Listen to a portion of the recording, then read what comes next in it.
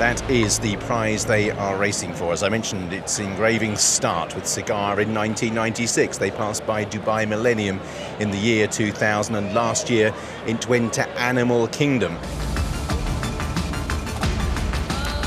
Number 1 is Prince Bishop. Kieran Fallon's ridden him to success in round 2 and round 3 of the Maktoum Challenge. Can he land a massive hat-trick? Number 2 is Belshazzar. Going to be another win for Japan. Winner of the Japan Cup on dirt, Christophe Lemaire rides.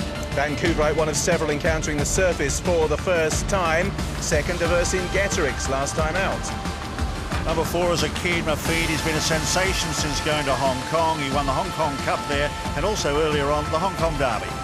Sanshao is a carnival improver, and he's worked his way through to put himself here on big race night, looking for that elusive Mike de Kock victory.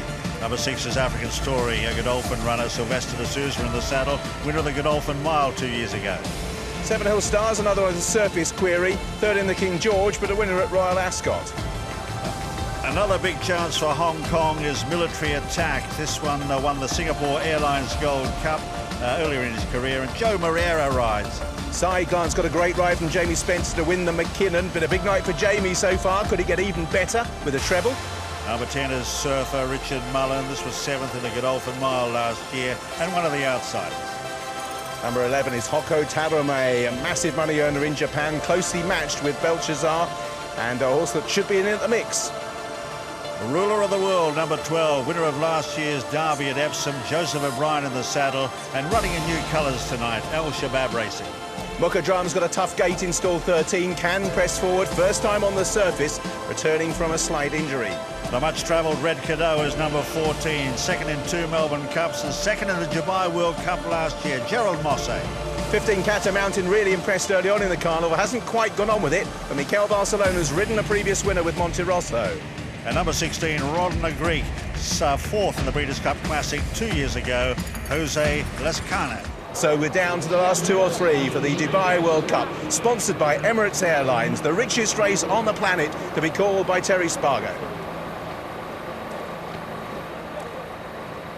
Mukhadram is loaded away into gate number 13, not many left now. Hillstar, Military Attack, Red Cadeau, last year's second, and Ron the Greek. They look to be the quartet that will complete the line as Military Attack goes in. 2 to go is the call at the gates. Hillstar comes up.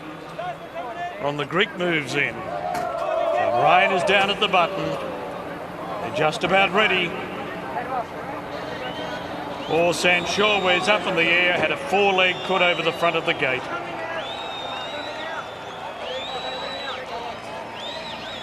He'll be unloaded. Sanshaw's in the line. They're backing him out now. He'll be vet checked. Would have been a millisecond away from jumping, and he was up in the air and had a 4-leg. It looked like his offside 4-leg. Caught on top of the gate for a moment. Must have been his near side. That's the one. The vet's looking at them both. David Sykes, chief vet with the Emirates Racing Authority, running his eye over Sanshaw's.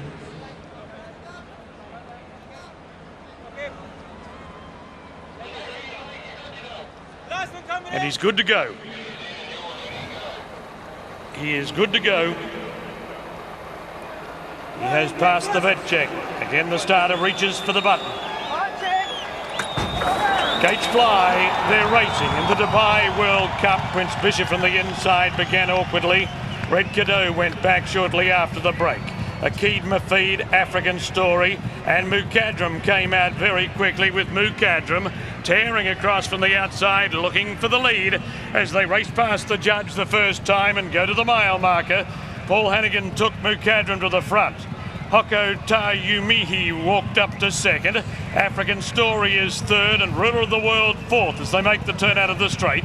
Akeed Mafid settles on the rail. A length away, Ron the Greek, 3 wide on the outside of Surfer. Then Sanshaw's Belshazzar on the rail. 3/4 of a length to Side Glance on the outside of Military Attack. A length away, Hillstar, then Cat of Mountain Vancouverite. Red Cadeau is second last, and Prince Bishop 2.5 lengths away at the tail of the field. Mukhadram took them through the first quarter in 25.7, the first 800 metres in 49.9. Mukhadram down the back of the track, 3 parts of a length in front. Hoko Tayumihi has moved to second, African Story third. Ron the Greek's fourth, he's covering extra ground. Ruler of the World in the middle. A length away is Surfer being shoved along. Then Akeed Mafid, San Shorewes, Side Glance, 3 deep. Followed by Military Attack, Catamountain, Belshazzar. Hillstar well back with Vancouverite, Red Cadeau, and Prince Bishop is last of all. Mukhadram led on the turn. 450 metres left to go in the great race. Mukhadram in front. African Story into the clear, moves to second.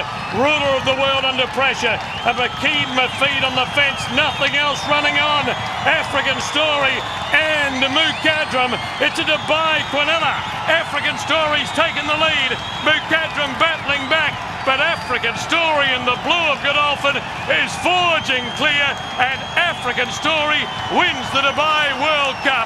African Story beat Mukhadram. Catamountain got up to run third. Then Side Glance, Akeed Mafid and Red Cadeau.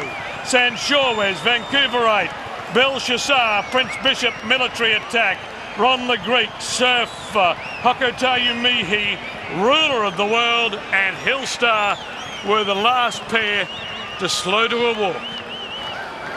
The winner of the World Cup is African Story for Godolphin, a 5th success in the race for Said Bin Surat, and a 1st for Silvestre de Souza. The race that if you ride for Godolphin, you most want to ride the winner of. And African Story's beaten Mukhadram. I think Catamountain may have come through from a long way back for third. It was a 2-horse race from the top of the straight, but really by the end, the horse that banged his head on the stalls in the last race has knocked his rivals senseless tonight and has won the Dubai World Cup, sponsored by Emirates Airline, by a space. Mukhadram was second, Catamountain is third. It's very tight for fourth. Akeed Mafid is involved. Red Cadeau is in there as well. I think Surfer might be the other one. So Side Glance is the other one that's in between there. San Shorewes is next. Then we've got another Godolphin runner, the white cap of Vancouverite. Prince Bishop lost his chance at the start. A delighted Silvestre de Souza is talking to Zoe. Sylvester, they say save the best for last. You told me you'd meet me at the end of the evening. Tell me about your trip. It was great. just had an amazing feeling, and he just proved he's the best, you know. So very unlucky early on his first run, but was very unlucky last time as well. He got banged his head in the gate, but he's just proven he's the boy. This is the world's richest race. You ride for Godolphin. What's going through your mind? What was going through your mind when you crossed the finish line? So I did it. So we did it. So it's the whole team. It's not only me. So it's Saeed and Brian, the assistant trainer. So the work riders, is everybody involved. You know, it's amazing. It's just a team effort. So had a bit of hard-lucky story early on through the races, but he just saved the night. Congratulations. Thank you. Well, Mukhadram has just run the race of his life, and understandably William Haggas is delighted with that. I'm chuffed to bits. Absolutely fantastic, yeah. Great run. Great ride too. He has, because he's got into a lovely rhythm up front, and I mean, it turned into a 2-horse race quite a long way out. Sure, it was a shocking draw. Don't forget, you know, they don't win from out there. And, you know, Paul got him and then was able to get a breather into him. And then on the home turn, we were getting quite excited, but I mean, one ran faster, but he ran a lot faster than most of the others, and I'm chuffed to bits. And just 24 hours ago, I mean, it was touch and go whether you'd even get him here because he had a problem with his foot. Yeah, we've had a tricky time, and I should thank my farrier, Billy Mulqueen, and the Shadow farrier, Chris, who have done fantastically well with this horse, and all my team here. We've got 4 people here. And it's been worth every minute of it, and they've worked hard, and it's been a bit of a worry for us all, but we're here now and we've had a goodish result. And what's the next plan? I don't know. I think I'd love to say to Sheikh Hamdan, why don't we have another go next year, but we'll cross that bridge when we come to it. Great, well done. Thanks, Emma.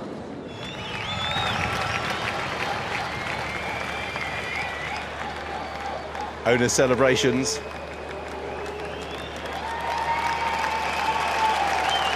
And the presentation being made Dubai World Cup about to be lifted, and all of the family are going to be involved, it looks.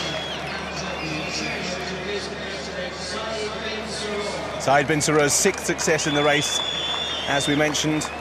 Dates all the way back to that first success with Mutawakkil in '99, Dubai Millennium, of course, in 2000 as well. And he receives the whip. Baton twirling too.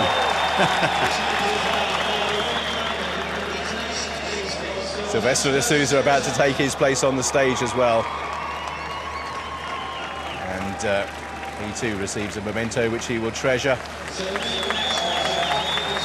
Connections of the Dubai World Cup winner African story.